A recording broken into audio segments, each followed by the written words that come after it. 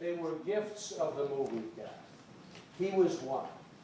Another was Linda Blair in The Exorcist. We had looked for over a year to find a 12-year-old girl to play the lead in The Exorcist. Over 2,000 girls auditioned. I, of course, didn't see the auditions of 2,000 girls. How are you? Welcome.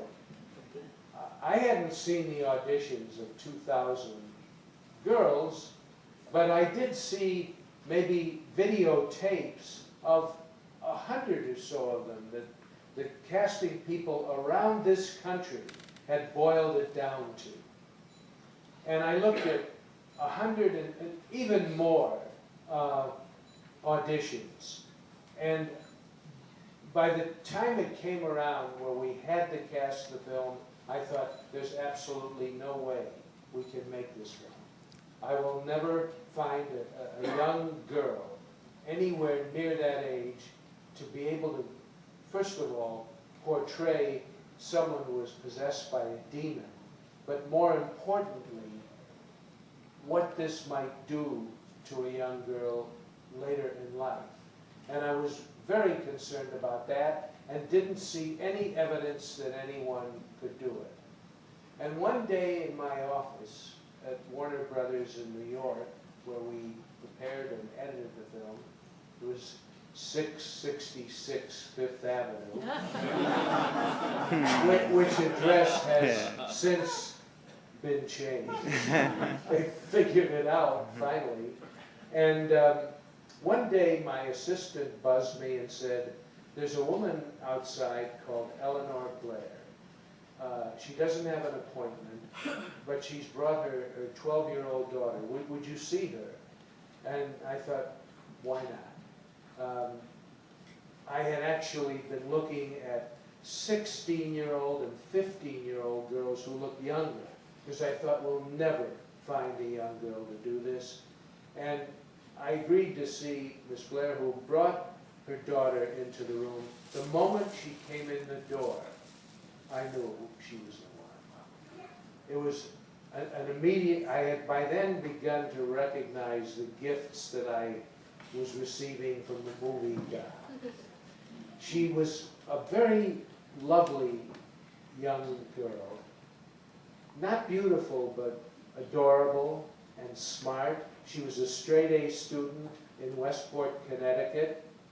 She used to train show horses, which she would then show and won blue ribbons at places like Madison Square Garden.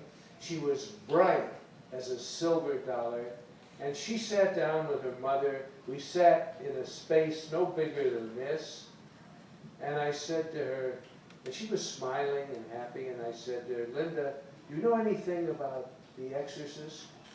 And she said, yes, I read the book. I said, you did? And she said, oh, yes. And I looked at her mother, and her mother nodded. She was represented by an agency that represented children at that time. They had recommended about a dozen young girls to us, this one agency, not Linda. Linda had never acted before.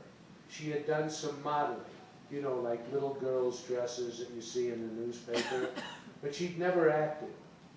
And I said, so you read The Exorcist? Yeah. I said, what is it about? She said, it's about a little girl who gets possessed by a devil, and she does a whole bunch of bad things.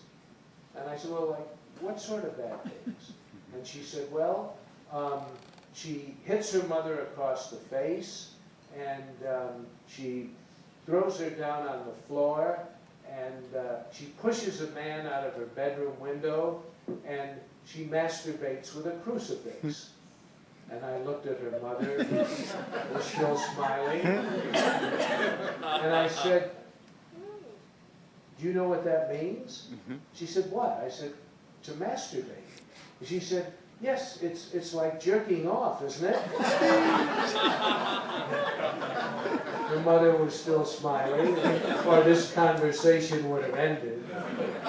And I said, have you ever done that? And she said, sure, haven't you? So I hired her. That was it. Because what it told me that she was very at ease with the difficult material that had to be performed in that film. And all of the things that we talked about were things that she was not uncomfortable with. Her parents had raised her recognizing that she was a very special young woman. And I saw her a couple of weeks ago. She's now 52 years old, which is unusual because I'm only 53. She caught up to me. But she is still acting. She was in the a recent road company in Greece. She works for PETA, and we had a benefit showing of The Exorcist for her at the Chinese Theater for her PETA Foundation. And she's a totally together young woman and got through that experience as others might not have. But again, a gift from the movie.